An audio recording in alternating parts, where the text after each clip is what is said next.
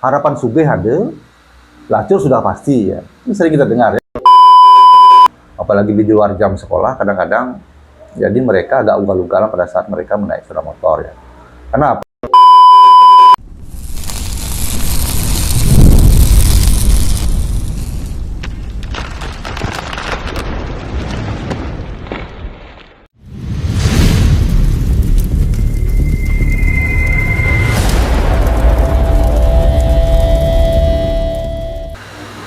Om Swastiastu, Assalamualaikum warahmatullahi wabarakatuh. Shalom, nama budaya, salam kebajikan. Halo sahabat podcast, bagaimana kabarnya hari ini? Tentu baik ya. Nah, kita ketemu lagi di podcast hari ini. Ketemu lagi di edisi podcast hari ini. Nah, sahabat podcast, hari ini kita berbincang dengan narasumber kita dari polisi, tepatnya dari Polres Gianyar. Selamat datang Bapak di Tripod. Salam sehat dari kami Tripod. Sebelumnya kami mengucapkan terima kasih atas kesediaan Bapak hari ini hadir di Tripod kali ini. Nah, sahabat Tripod semuanya, tentu kita masih bertanya-tanya, siapa sih sosok yang hadir di Tripod kali ini?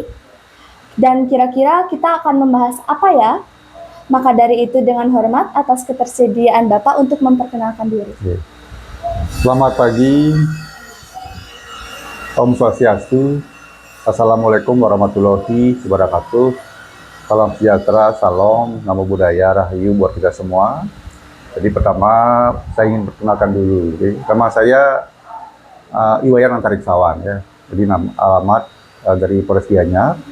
Jadi jabatan saat ini adalah sebagai Kasat Bimas Polres Gianyar. Ini merupakan kali kedua saya ke sini. Jadi saya secara pribadi dan sebenarnya mengucapkan banyak terima kasih kepada SMP 3 yang telah menyediakan sarana berupa podcast, yang merupakan kesempatan bagi saya untuk menyampaikan edukasi maupun himbauan kepada anak-anak di SMP 3 ini. Jadi saya sementara. Nah Pak, sekarang saya izin bertanya-tanya sedikit ke Bapak.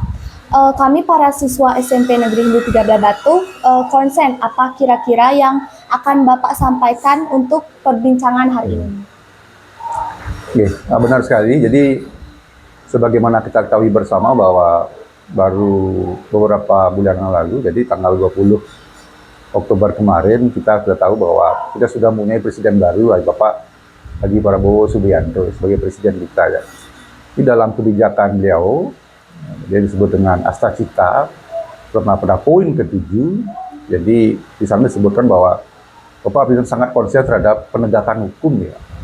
Ada 4 poin yang dia tekankan di pada saat biasa kita tersebut. Yang pertama adalah penegakan terhadap pemberantasan korupsi pertama. Kemudian adalah penindakan terhadap tindak pidana judi online. Yang ketiga adalah tentang penyelundupan. Yang keempat adalah tentang narkoba. Jadi ada 4 poin yang beliau sampaikan pada acara kita tersebut.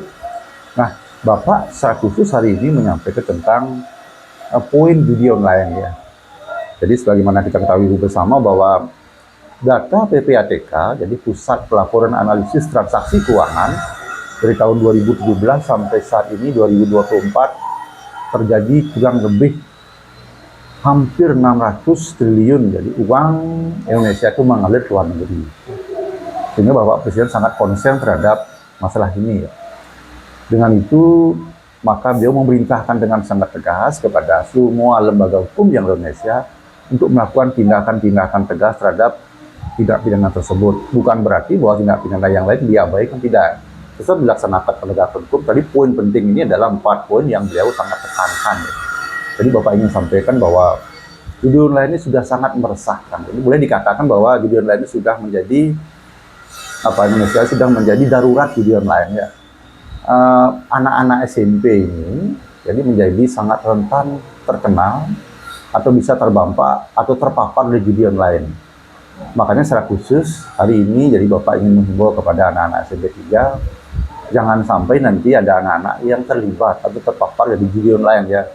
Karena gimana kita tahu bahwa anak-anak sekarang kan penguasaan teknologi juga sangat hebat mereka. Jadi mereka merupakan generasi Z atau Gen Z yang sudah lahir di era kekinian, yang lahir di era digital ya.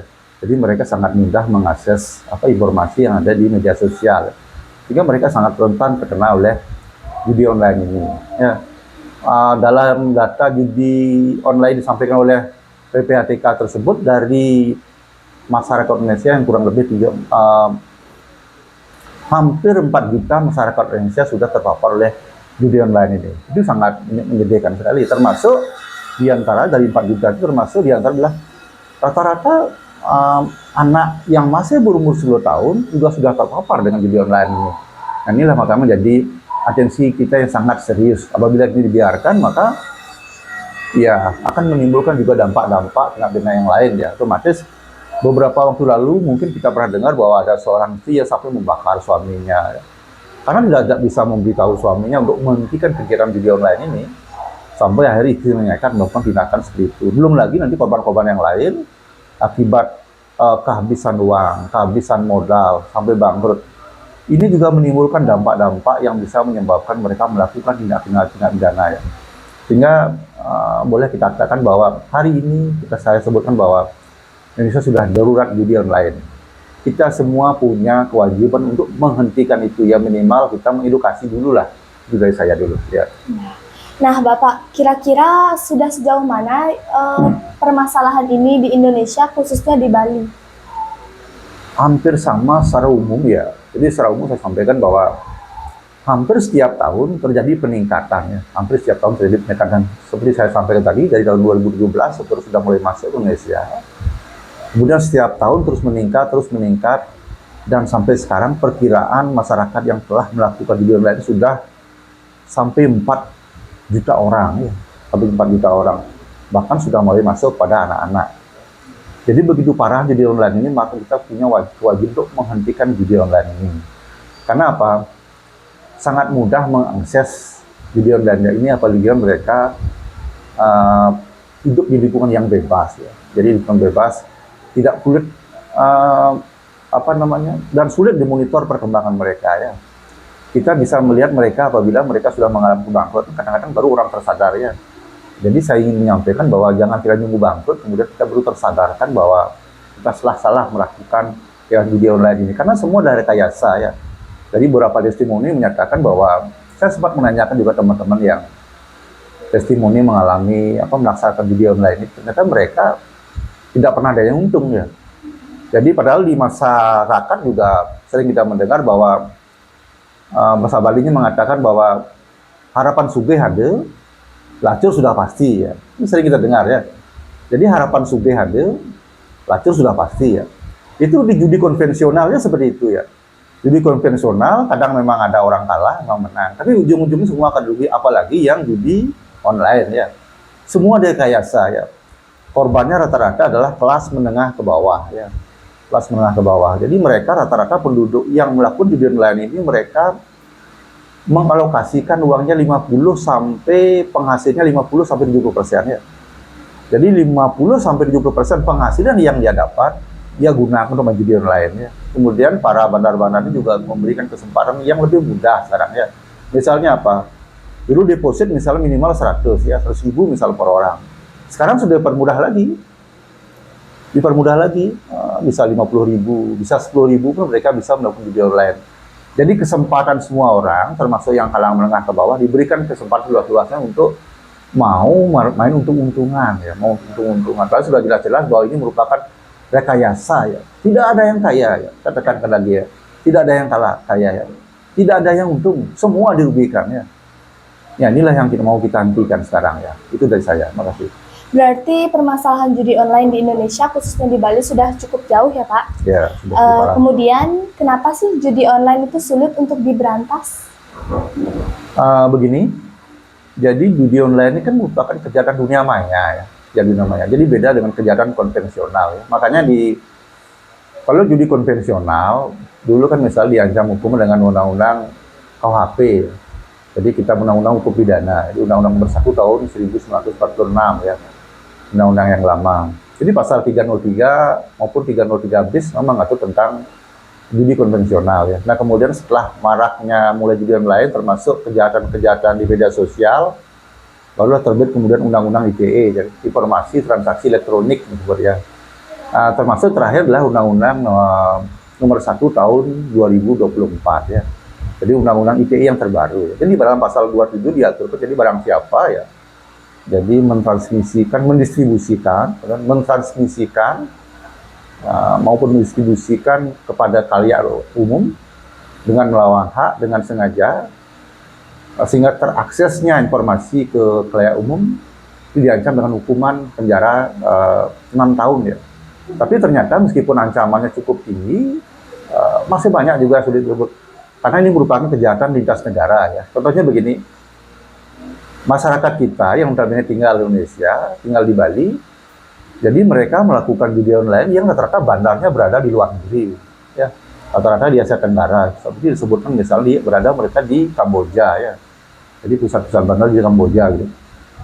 Jadi ini kejahatan lintas negara, ya, lintas negara, ya. Jadi pemasangnya di sini, sementara bandarnya di sana, ya. Sehingga uang itu mengalir semua ke negara tetangga, ya, ke negara asing luar negara. Dan ini memang perlu bentuk keseriusan dari semua pihak, ya, lembaga penegak hukum terutamanya, yang bisa melakukan edukasi, bisa menghentikan hentian.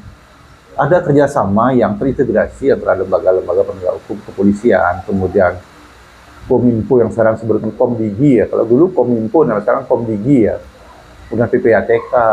Jadi kita semua harus punya kesadaran penuh untuk bisa menghentikan semua aktivitas judi online ini. Karena ini kejahatan, bukan kejahatan yang biasa, ya.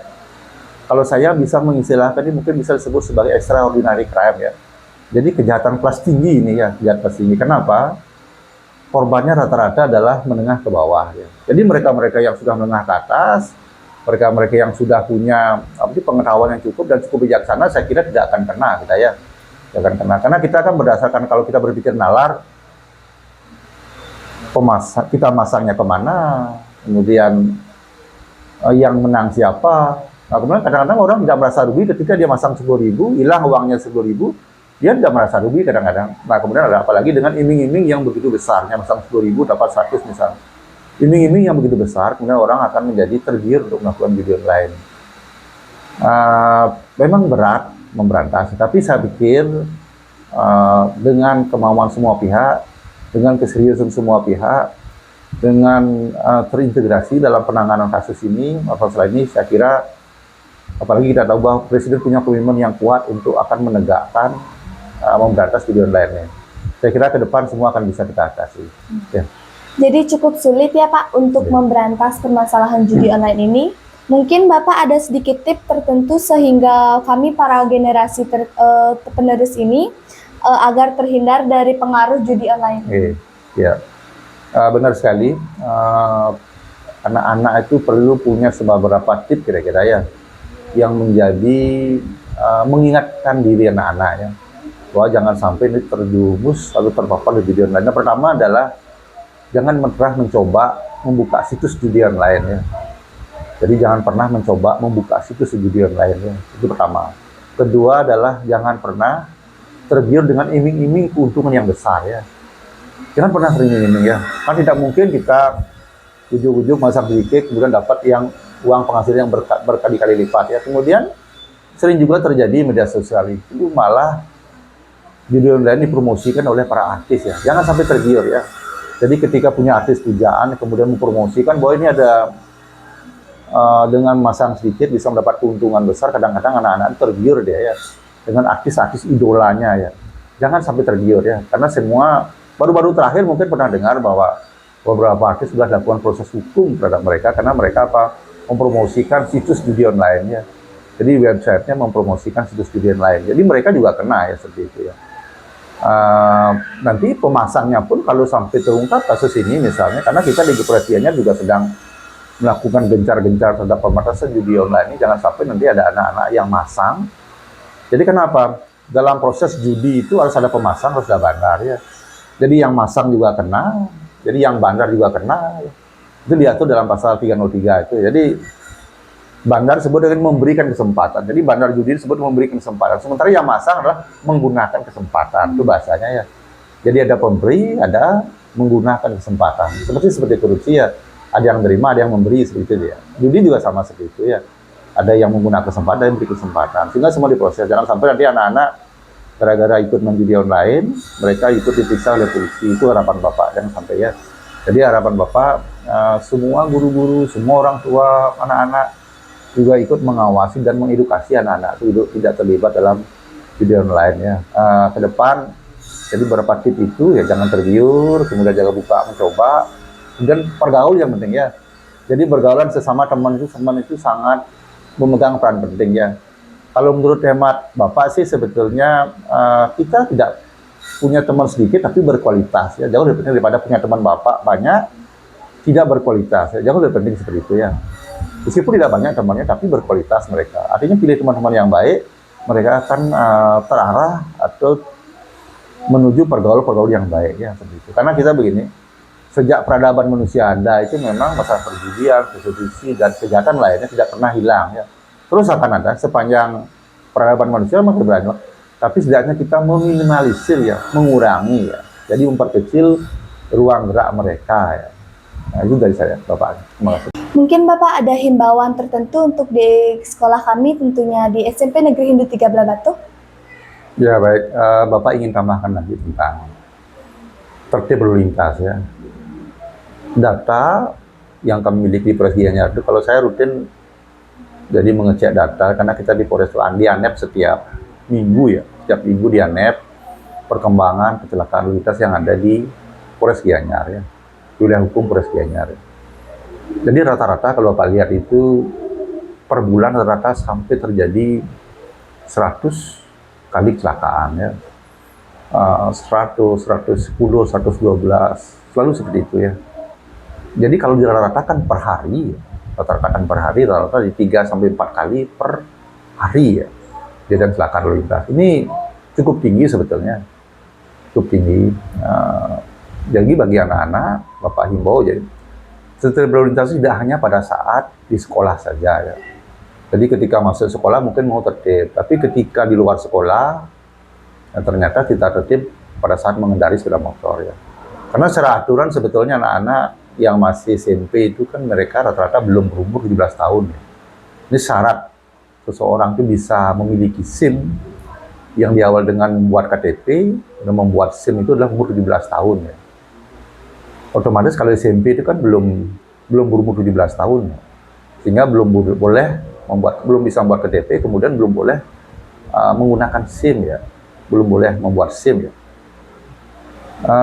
Anak-anak meskipun pintar mungkin membawa sepeda motor, mampu dia mengendalikan sepeda motor, tapi sebetulnya secara mental mereka belum siap sebetulnya. Karena apa? Jadi anak-anak kan dalam masa pencarian jati diri lah. Jadi mereka sangat cepat berubah dalam proses pencarian jati diri, kemudian proses-proses anak SMP itu kan cukup rentan ya. Kadang-kadang ketika mereka diberikan kesempatan naik motor, apalagi di luar jam sekolah, kadang-kadang jadi mereka agak ugal-ugalan pada saat mereka menaik sepeda motor ya. Karena apa? Jadi perlu diketahui oleh orang tuanya semua, termasuk kita semuanya perlu menjadi atensi sangat serius ini. Dampak kecelakaan lalu lintas itu sangat panjang dampaknya ya. Jadi bayangkan kalau seorang anak yang masih SMP kemudian mengalami kecelakaan, kalau misalnya kecelakaan berakibat pada cacat seumur hidup, jadi kasihan sekali ya masa depan mereka ya. Jadi pada masa depan mereka secara fisik, kalau cacat seumur hidup pun otomatis sudah tidak sempurna secara fisik ya.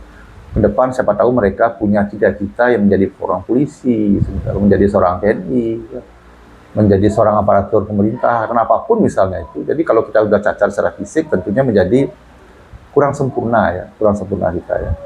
Ini akan disesali seumur hidup ya kalau anak-anak sampai mengalami cacat seumur hidup ya. Kasihan sekali mereka ya. Jadi kita aja yang hati-hati jalan, kadang-kadang kita bisa kecelakaan, apalagi kita sengaja bisa trek-trekan di jalan. Kita mengundang bahaya, mengundang risiko ya. Jadi harapan Bapak nggak usahlah diikuti teman-teman yang seperti itu ya. Makanya poin pentingnya adalah udahlah pilih teman-teman yang yang baik-baik. Kemudian carikan kegiatan-kegiatan positif. Saya kira sekolah ini sangat banyak, apalagi tadi Bapak dengar bahwa sekolah ini merupakan sekolah penggerak ya, SMP penggerak. Tentunya punya prestasi yang bagus ya. Kalau bukan sekolah penggerak kan tidak mungkin tidak punya prestasi, pasti punya prestasi yang bagus. Pasti sekolah banyak menyiapkan ekstrakurikuler yang bisa dimanfaatkan oleh anak untuk mengembangkan minat dan bakat anak-anak ya. Apalagi kalau Bono ini kan daerah seni, ya. Masih banyak peluang-peluang menyalurkan bakat dan minat yang dimiliki oleh anak-anak ya. Jadi manfaatkan ini sehingga anak-anak langsung kader ke depan dari anak-anak yang punya bakat luar biasa ya. Inilah nanti yang akan memajukan daerah kita menjadi daerah yang punya SDM yang unggul. Ya, harapannya seperti itu ya. Jadi jangan coba-coba, janganlah hal-hal negatif, kebut-kebutan ya. Seperti itu Pak. Terima kasih. Baik Bapak, atas himbauannya. Senang sekali saya dapat berbincang-bincang dengan Bapak. Ingin sekali saya berbincang lebih lanjut di kesempatan lainnya. Nah, sobat podcast, mari kita lebih bijak lagi dalam menggunakan sosial media dan di masalah lalu lintas. Terlebih lagi jangan sampai kita terlibat yang namanya judi online. Akhirnya saya pamit undur diri. Kita berjumpa lagi pada podcast selanjutnya. Kami tutup Rama Santi. Om Santi Santi Santi. Santi.